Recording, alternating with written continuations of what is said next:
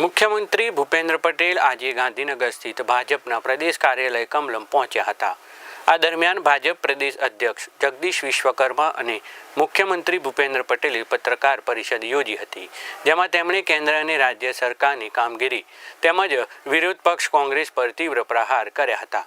જગદીશ વિશ્વકર્માએ જણાવ્યું હતું કે પ્રધાનમંત્રી નરેન્દ્ર મોદીના વિઝનથી આજે ભારત આગળ વધ્યું છે।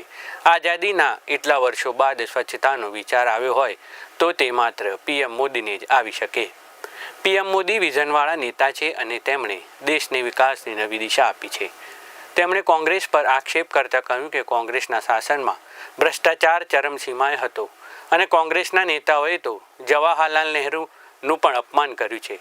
તેમણે વધુમાં કહ્યું કે કોંગ્રેસને રામનાથથી જ વાંધો છે, કોંગ્રેસને રામ નામ અને કામથી વાંધો છે। એમ પણ તેમણે જણાવ્યું કે મુખ્યમંત્રી ભૂપેન્દ્ર પટેલે કહ્યું કે ભાજપ ખેડૂતો માટે સતત કામ કરે છે અને આગામી દિવસોમાં ભાજપ ગામડે ગામડે જઈ પ્રચાર કરશે। વડાપ્રધાન નરેન્દ્ર મોદીની આગેવાની હેઠળ સરકારી યોજના થકી 25 કરોડ લોકો દેશમાં ગરીબી રેખાથી બહાર આવ્યા છે। સરકારે જી રામજી બિલ લાવી મનરેગામાં 100 દિવસની જગ્યા જી રામજીમાં 125 દિવસ કામ મળશે।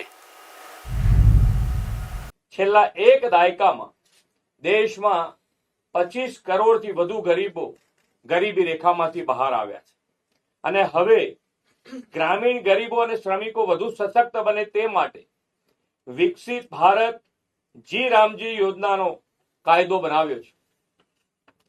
આ જી રામજી યોજના લોકોને વધુ રોજગારી, વધુ આવક અને વધુ આર્થિક સુરક્ષા આપશે।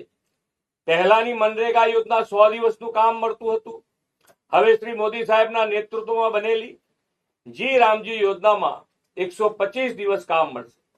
આમાં કૃષિ ઉત્પાદકતા અને કામદારોની સુરક્ષા બંનેનું બેલેન્સ જળવાયું છે। વિકસિત Bharat guarantee from reason and the આજીવિકા મિશન એટલે જી રામજીને એક ગ્રામીણ અર્થતંત્રને વેગ આપવા પ્રધાનમંત્રી માનનીય મોદી સાહેબના નેતૃત્વની હેઠળની કેન્દ્ર સરકાર આ દિશામાં એક અતિ મહત્વપૂર્ણ જ્યારે પગલું ભર્યું છે, ત્યારે આ સમગ્ર યોજના મહાત્મા ગાંધીજીની વિચારધારાને અનુરૂપ આ યોજના છે।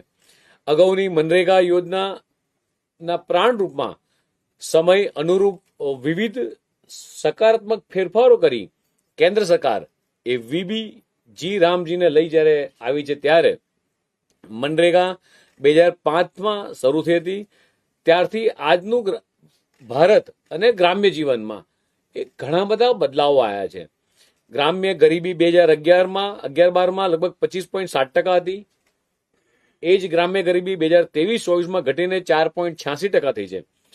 2005ની જરૂરિયાત માટે બનાવેલું જૂનું મોડેલ એ આજની ગ્રામ્ય અર્થવ્યવસ્થાને અનુરૂપ ન રહેતા 2025ની જરૂરિયાતને ધ્યાનમાં રાખીને આ યોજનામાં જે જરૂરી ફેરફારો કરવામાં આવ્યા છે।